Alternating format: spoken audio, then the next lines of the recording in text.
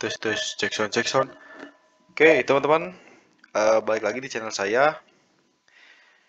Oke, teman-teman, jadi beberapa token saat ini berhasil, atau sebetulnya mayoritas token juga saat ini sedang naik ya teman-teman. Dan alhamdulillah juga gitu untuk LRC dan CRP menuju prediksi ya, jadi masih naik nih teman-teman. Juga render ya, jadi di narasi AI ada kita punya render, dan di ini bisa dibilang layer 2 ya, sama si RP ini masuk CBDC juga kalau nggak salah. Ya intinya kita saat ini harus bisa melihat peluang ya di berbagai naratif. Jadi naratif yang belum muncul mungkin itu teman-teman bisa jadikan peluang ya, seperti kita menebak atau kita memprediksi render di naratif AI. Itu kita jadikan peluang karena melihat di tahun depan juga ada beberapa event yang berkaitan dengan AI. Nah, kita melihat kesempatan ya atau peluang dari situ gitu. Nah, alhamdulillah juga masih positif. Kemudian ya saat ini intinya saya mau share juga gitu ya. Satu lagi, jadi ketika saya masuk di LRC juga saya ingat di LRC kan masuknya ke layer 2 ya.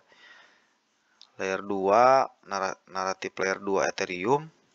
Nah, di layer 2 di layer 2 juga saya akan bahas ya. Ini outlier teman-teman. Jadi teman-teman juga di komen banyak banget yang menyarankan outlier atau pengen dibahas ya.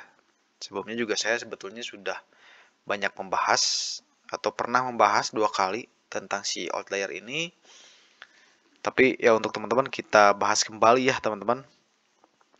Bagaimana apa sih token outlier ini, kemudian ya tentu saja potensinya dan ya potensi kenaikannya akan berapa gitu ya, bagus atau tidak prospeksi ke depannya. Oke, nah di sini saya lihat dari CoinMarketCap ya teman-teman. Di sini ada about ya. Kita langsung aja di sini about outlier. Outlier is open and decentralized protocol for rollups.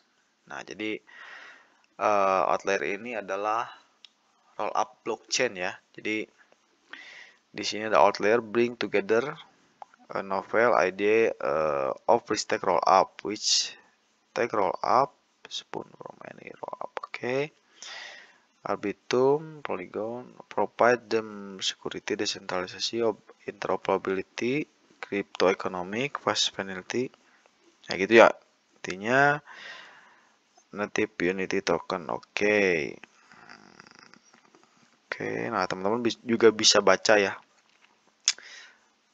Untuk penjelasannya teman-teman bisa baca di CoinMarketCap ada. Nah, jadi ya intinya si outlier ini adalah protokol terbuka ya, terdesentralisasi yang dirancang untuk mendukung teknologi rollup blockchain. Gitu teman-teman. Jadi protokol ini memang diperkenalkan atau memperkenalkan konsep baru bernama, nah di sini ada Risk Rollups. Jadi dia meningkatkan keamanan ya. Di sini tadi ada keamanan, kemudian desentralisasi, interoperabilitas, kemudian kecepatan finansial dengan memanfaatkan mekanisme risk taking.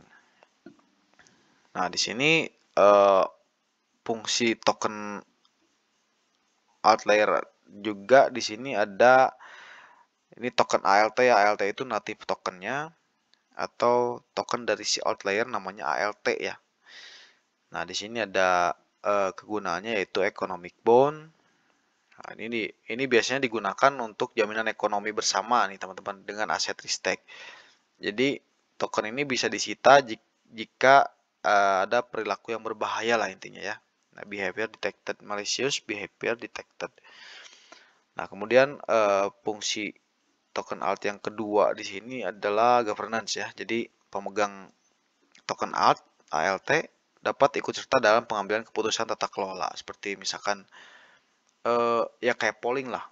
Apapun nanti kebijakan Altair, teman-teman bisa ikut voting gitu ya. Kemudian di sini ada protokol incentivization. Jadi memberikan insentif ya kepada operator dalam ekosistem outlier, teman-teman. Nah, kemudian yang keempat ya, yang terakhir di sini ada protokol fees. Jadi digunakan untuk membayar layanan dalam jaringan outlier. Nah, gitu teman-teman. Jadi sebetulnya fungsi dari token alt sendiri itu ada 4 ya, yang tadi saya sebutkan. Kemudian juga di sini ada, nah ini produk-produknya nih teman-teman. Jadi produk entry outlier ini ada 3 ya. Jadi dia menawarkan 3 produk utama dalam solusi roll up, Risk roll up-nya nih. Yang pertama di sini ada Vital atau Vital. Nah, di sini layanan validasi aktif ya, di mana operator memverifikasi blok dan mengajukan tantangan jika ada bukti kecurangan. Kemudian kedua ada Match atau protokol yang memberikan finalisasi lebih cepat dengan menggunakan aset berbasis Ethereum sebagai dukungan klaim. Kemudian yang ketiga di sini ada Squad menyediakan pengurutan transaksi secara desentralisasi dengan dukungan ekonomi untuk mengatasi masalah seperti masalah bad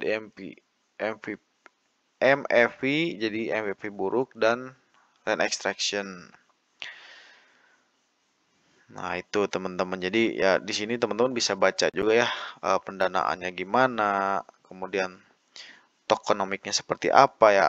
Tokenomik saya bisa ini juga ya, kalau misalkan tokenomics untuk si outlier sendiri di sini atau token ALT, total supply-nya dia ada di 10 billion nih teman-teman. Jadi ada di 10 miliar token ALT, token outlier. Nah, kemudian sirkulasi supply-nya di sini teman-teman ada per Januari 2024 itu sebetulnya dia sudah 1,1 miliar ya, atau total 11% dari total supply-nya. Which is itu sebetulnya lumayan bagus ya. Jadi tidak terlalu banyak juga. Nah, oke, kita lihat ke websitenya dulu teman-teman. Kita coba lihat. Oh, websitenya juga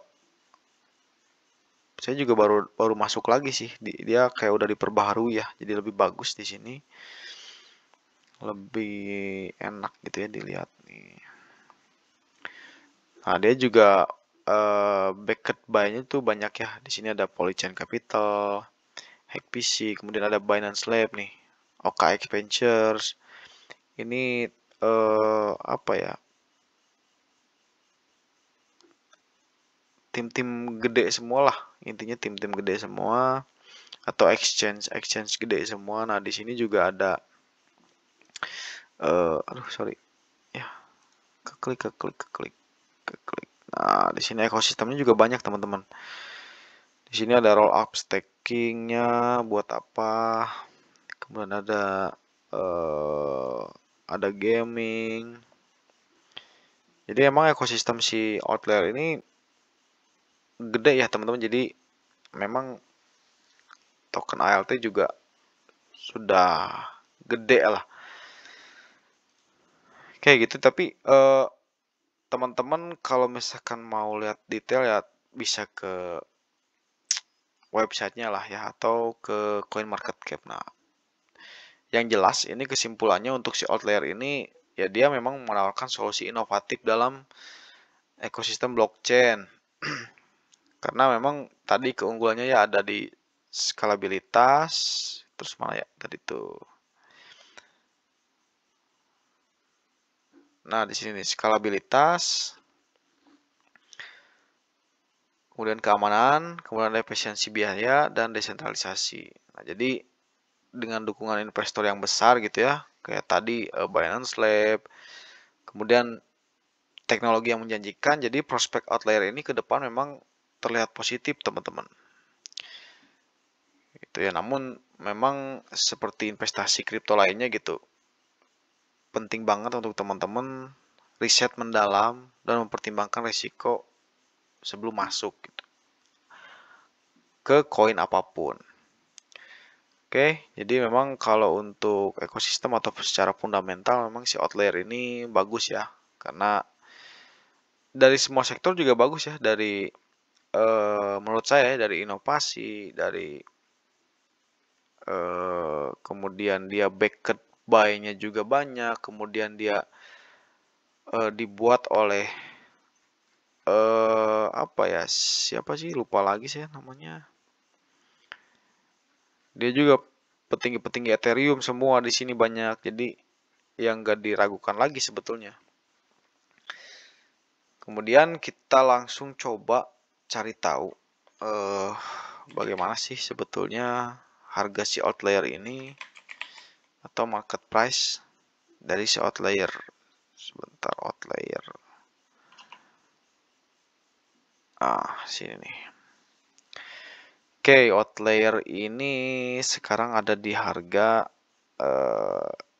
ya 19.885. Nah, prediksinya untuk jadi bagus nggak sih sebetulnya harga si outlier ini dan mau ke harga berapa gitu ya. Oke, nah kalau saya lihat di sini sebetulnya dia sudah breakout dari resisten. Oke, kemudian nah di sini ada resisten, teman-teman. Di sini ada resisten yang lumayan bagus. Nah, secara market price gitu ya, dia mungkin akan ada potensi. Ini saya memakai time frame per daily ya. Sorry. Nah, per daily. Nah, di sini dulu dia sempat pernah naik sampai 180%, mungkin kalau tambah ke sini. Set. Nah, jadi bisa jadi ketika si outlier ini nanti menyentuh resisten dan kemudian breakout, dia ada kemungkinan teman-teman naik mungkin 140-an persen, jadi dia ada potensi naik ke 0,754 ya. Jadi 0,754 itu bisa asalkan dia memang bisa breakout dari resisten sekarang nih di 0, resistennya di 0,3-an lah, 0,30. Nah, dia setelah itu dia ada potensi kenaikan sampai mungkin 140-an ya. Itu pun asal sebetulnya dia di sini tidak patah pergerakan harga bullishnya, dia tidak patah ya. Nah, mungkin ada potensi ke harga tersebut. Gitu ya. Jadi tapi juga teman-teman mesti ingat ya, kripto ini memang volatilitasnya sangat tinggi. Jadi banyak potensi kenaikan harga, juga banyak potensi penurunan harga. Jadi teman-teman harus balik lagi, harus riset mendalam ya, dan mempertimbangkan resiko sebelum masuk berinvestasi. Kayak gitu aja paling untuk penjelasan kali ini. Terima kasih teman-teman udah nonton, dan mohon maaf jika memang penjelasannya dirasa kurang masuk ya ke teman-teman. Kayak gitu aja paling. Sampai jumpa di video selanjutnya. Terima kasih.